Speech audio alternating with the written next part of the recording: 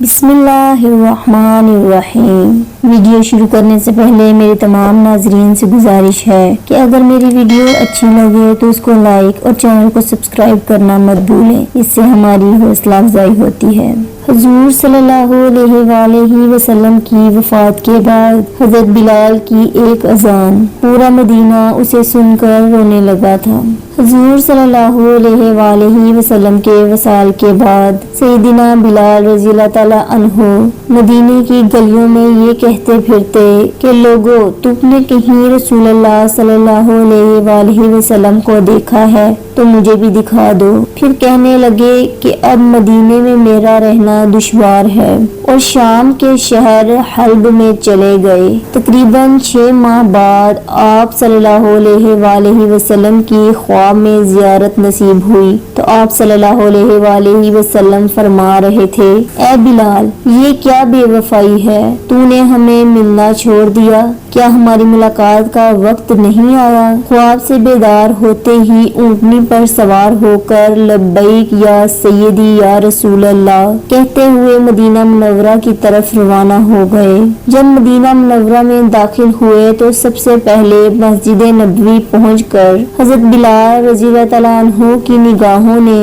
عالم وارفتگی میں آپ صلی اللہ علیہ وآلہ وسلم کو ڈھونڈنا شروع کیا، کبھی مسجد میں تلاش کرتے اور کبھی حجروں میں۔ جب کہیں نہ پایا تو آپ صلی اللہ علیہ وآلہ وسلم کی قبر انور پر سر رکھ کر رونا شروع کر دیا اور عرض کیا، یا رسول اللہ، آپ نے فرمایا تھا کہ آ کر مل جاؤ، غلام حلب سے بہر ملاقات حاضر ہوا ہے۔ یہ کہا اور بے ہوش ہو کر مزار پر نور کے پاس گر پڑے۔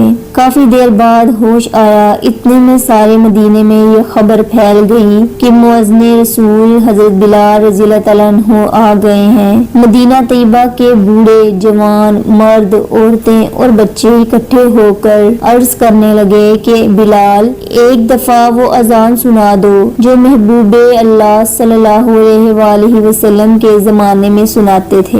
آپ رضی اللہ تعالیٰ عنہ نے فرمایا، میں معذرت خواہ ہوں، کیونکہ میں جب اذان پڑھتا تھا تو اشہد ان محمدن رسول اللہ کہتے وقت آپ صلی اللہ علیہ وآلہ وسلم کی زیارت سے مشرف ہوتا اور آپ صلی اللہ علیہ وآلہ وسلم کے دیدار سے اپنی آنکھوں کو ٹھنڈک پہنچاتا تھا۔ اب یہ الفاظ ادا کرتے ہوئے کسے دیکھوں گا؟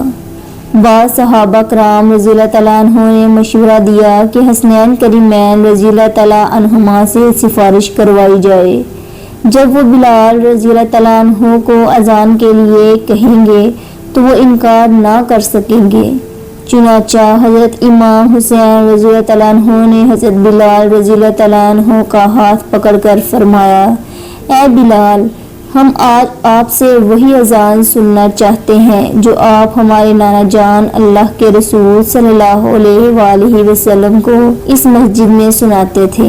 اب حضرت بلال رضی اللہ تعالیٰ عنہ کو انکار کا یارانہ تھا، لہٰذا اسی مقام پر کھڑے ہو کر اذان دی جہاں حضور صلی اللہ علیہ وآلہ وسلم کی ظاہری حیات میں دیا کرتے تھے۔